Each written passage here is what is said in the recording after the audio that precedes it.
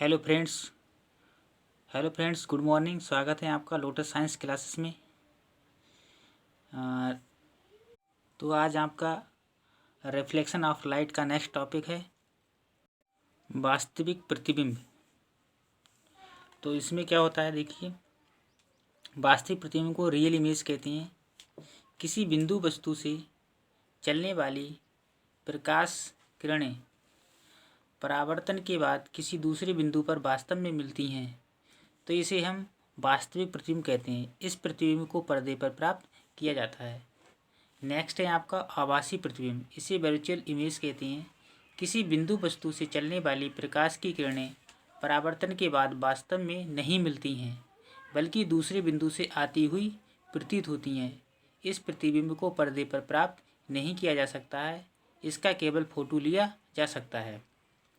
तो ये आपके दो हो गए, एक आपका हो गया वास्तविक प्रतिबिंब, एक हो गया आपका आभासी प्रतिबिंब। आपके ये दो प्रतिबिंब होते हैं। उसके बाद इसमें कुछ मुख्य पॉइंट होते हैं, आप वो देख लीजिए। इसमें लिखा है जैसे मुख्य बिंदु और मुख्य पॉइंट क्या होते हैं मैं बताता हूँ। अवतल दर्पण में सदैव प्रतिबिंब वास्तविक व उल्टा बनता है। ध्यान रखिए इस बात का। अवतल दर्पण में जब कोई प्रतिबिंब बनेगा वो वास्तविक और उल्टा बनेगा, ठीक है।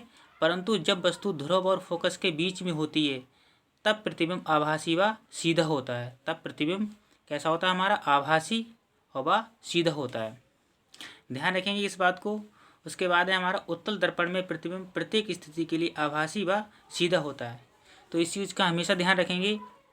अवतल दर्पण में जो प्रतिबिंब बनता है वो सदैव वास्तविक और उल्टा होता है, परंतु जब वस्तु को हम फोकस और ध्रुव के बीच में रखेंगे, अर्थात ध्रुव और फोकस के बीच में रखेंगे, तब हमारा प्रतिबिंब आभासी और सीधा होगा, ठीक है। उत्तल दर्पण में प्रतिबिंब सदैव प्रत्येक स्थिति के लिए आभासी व सीधा होता है।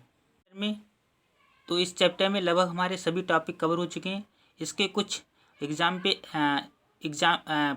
में कुछ आंकिक प्रश्न पूछे जाते हैं जो मैं आपके सामने। तो हमारा क्वेश्चन है, अवतल दर्पण की वक्रता त्रिज्या 60 सेंटीमीटर है। 4 सेंटीमीटर लंबी वस्तु दर्पण से 45 सेंटीमीटर दूर रखी है। प्रतिबिंब की स्थिति, लंबाई व प्रकृति ज्ञात कीजिए। तो देखिए इस क्वेश्चन को कैसे हम करते हैं। इसमें दे रखा है अवतल दर्पण की वक्रता त्रिज्या। तो वक्रता त्रिज्या को हम आर से रिप्रेजेंट करते हैं। तो आर इसका हो जाएगा हमारा 60 सेंटीमीटर हो जाएगा हमारा आर। अगर इसकी फोकस दूरी निकालें तो फोकस दूरी क्या होती है, R/2 होता है। तो इसे कहते हैं कि 60/2, 2 से डिवाइड कर देंगे 30 सेंटीमीटर आ जाएगा हमारा। यानी कि फोकस दूरी कितना हो जाएगा, 30 सेंटीमीटर आ जाएगा। यहाँ पर दे रखा है अवतल दर्पण। तो अवतल दर्पण आप जानते हो, तो अवतल दर्पण में जो फोकस दूरी हुई वो माइनस में रखी जाती, ठीक। इसमें दे रखा है आपका, इसमें दे रखा है 4 सेंटीमीटर लंबी वस्तु। तो जो वस्तु की लंबाई है वो दे रखी है आपकी 4 सेंटीमीटर। तो वस्तु की लंबाई को ओ से रिप्रेजेंट करते हैं। तो वस्तु की लंबाई 4 सेंटीमीटर यहाँ पर पहले हम लिख लेते हैं। ये हमारी 4 सेंटीमीटर वस्तु की लंबाई हो गई, ठीक है। और इसमें दे रखा है 4 सेंटीमीटर लंबी वस्तु दर्पण से 45 सेंटीमीटर दूरी पर रखी है। यानी कि यू बराबर दे रखा है हमारा माइनस के 45 सेंटीमीटर यहाँ पर होगा, 45 सेंटीमीटर, यानी कि 45 सेंटीमीटर होगा हमारा ये वस्तु की दूरी। इसे यू से रिप्रेजेंट करते हैं। ये माइनस है क्योंकि वस्तु की दूरी है, इसलिए इसे माइनस में रखा गया, ठीक है। अब इसमें दे रखा है, इसमें क्या दे रखा है, प्रतिबिंब की स्थिति ज्ञात कीजिए। तो आप फार्मूला जानते हैं, कौन सा फार्मूला होता है, 1/f बराबर होता है 1/b + 1/u। ये आपका फार्मूला होता है। इस फार्मूला को ध्यान रखें, ठीक है। अभी तो हम इस फार्मूले से करा रहे हैं, उसके बाद में फार्मूले लगाने की ज़रूरत नहीं है, आप एक में ही समझ लीजिए। तो 1/f की वैल्यू कितनी दे रखी है आपकी, माइनस की 30 सेंटीमीटर है, इक्वल टू यू का मान माइनस के 45 सेंटीमीटर दे रखा है, ठीक है, प्लस बी जो यू है, और जो यू बी का मान आपका, यू का मान माइनस के 45 सेंटीमीटर, यहाँ पर रॉन्ग हो रहा है, 45 सेंटीमीटर। ए बी की वैल्यू हमें निकालनी, ये बी है हमारा, ये बी की वैल्यू हमें निकालनी। तो इसको सॉल्व करते हैं हम। कैसे सॉल्व कर, देखिए 1/माइनस के 30 है, ये हो जाएगा, ये माइनस का हमारा जब इधर उठ के आएगा तो ये कितना हो जाएगा हमारा, माइनस का प्लस का हो जाएगा 1/45, और ये हो जाएगा 1/b, ठीक है। अब इसका जब एलसीएम निकालेंगे तो 90 आएगा, 90 आएगा। तो ये कितना हो जाएगा, 30 × 3 = 90, माइनस के 3 हो जाएंगे, और 45 दूनी 90 यानी कि ये 2 हो जाएंगे प्लस के, और 1/b। ये माइनस का आपका कितना बचेगा, माइनस का बचेगा आपका 1 और नीचे बचेगा 90 यानी कि 1/b। तो v इक्वल टू आपका b इक्वल टू कितना आ जाएगा, माइनस के 90 सेंटीमीटर आ जाएगा। ठीक है, b की वैल्यू कितनी आएगी, 90 सेंटीमीटर आपकी आ गई। ठीक है, अब इसमें देखा प्रतिबिंब, यहाँ पर प्रतिबिंब की दूरी कितनी हो गई है, 90 सेंटीमीटर आ गई है। अब इसमें दे रखा है कि प्रतिबिंब की लंबाई क्या होगी, तो आप जानते हैं I/O इक्वल टू B/U होता है। तो I की वैल्यू इसमें कितनी दे रखी, I की वैल्यू प्रतिबिंब की लंबाई, तो I रहने दीजिए। यहाँ पर 4 दे रखी है वस्तु की लंबाई, ये देखिए, इक्वल टू B की वैल्यू कितनी दे रखी, माइनस के 90, और ये माइनस का यहाँ पर होगा। ठीक है, और माइनस के यहाँ पर 45, माइनस माइनस कैंसिल हो जाएगा, माइनस का होगा, तो 1/4 इक्वल टू I/4 हो जाएगा। और ये 90/45 इसको डिवाइड करेंगे तो माइनस के 2 आ जाएगा। तो I की वैल्यू कितनी आ जाएगी आपकी, माइनस के 8 सेंटीमीटर आ जाएगी। ठीक है, तो आपके समझ में आ गया होगा। यहाँ पर जो प्रतिबिंब की जो लंबाई है वो माइनस के 8 सेंटीमीटर आ रही है, और जो प्रतिबिंब की जो दूरी है वो माइनस के 90 यानी कि 90 सेंटीमीटर आएगी। तो यहाँ पर जो प्रतिकृति क्या होगी, यहाँ पर b की वैल्यू जो है वो माइनस के 90 सेंटीमीटर यानी कि प्रतिबिंब कैसा होगा, जो प्रकृति होगी, जो प्रतिबिंब होगा वो आपका कैसा होगा, प्रतिबिंब आपका उल्टा होगा। कैसा होगा, उल्टा होगा। ठीक है, और वास्तविक होगा। कैसा होगा, वास्तविक होगा। ठीक है, नेक्स्ट क्वेश्चन है हमारा 30 सेंटीमीटर वक्रता त्रिज्या वाले अवतल दर्पण की फोकस दूरी क्या होगी। तो देखिए ये हमारा आंखों में होने वाला सवाल है। देखिए वक्रता त्रिज्या दे रखी, r बराबर कितना देगा, 30 सेंटीमीटर दे रखा है।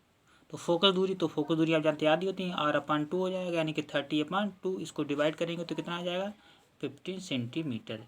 अब देखिए वक्रता यहाँ पर अवतल दर्पण दे रखा, तो अवतल दर्पण में क्या होता है, फोकस दूरी माइनस में रखी जाएगी, यानी कि 30 सेंटीमीटर वक्रता त्रिज्या वाली अवतल दर्पण की जो फोकस दूरी वो कितनी होगी, माइनस के 15 सेंटीमीटर। इस तरीके से हम सवालों को आराम से निकाल सकते। नेक्स्ट क्वेश्चन है हमारा, एक उत्तल दर्पण की फोकस दूरी 10 सेंटीमीटर है, वस्तु को दर्पण के सम्मुख कहाँ पर रखा जाए कि वस्तु का आधा आकार का प्रतिबिंब बने।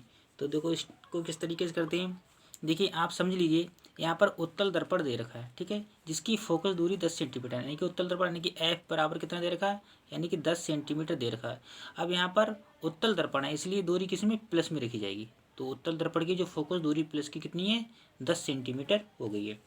अब इसमें ये कह रहा है कि एक वस्तु को दर्पण के सम्मुख कहाँ पर रखा जाए कि वस्तु का आधे आकार का प्रतिबिंब बने।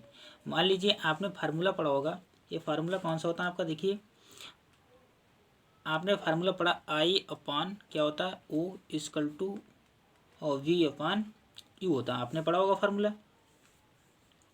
तो यहाँ पर क्या होता है कि प्रतिबिंब जो है वो I/O इक्वल टू V/U। तो यहाँ पर प्रतिबिंब आधे आकार का बने, यानी कि मान लीजिए अगर हमारी जो वस्तु है वो अगर 2 सेंटीमीटर है तो इसका जो प्रतिबिंब क्या होगा, 1 होगा। ठीक है, तो यहाँ पर क्या होगा, B/U होगा। इसको अगर हम सॉल्व करते हैं इस टाइप से तो जो U हमारा हो जाएगा वो कितना हो जाएगा, U हमारा 2V हो जाएगा।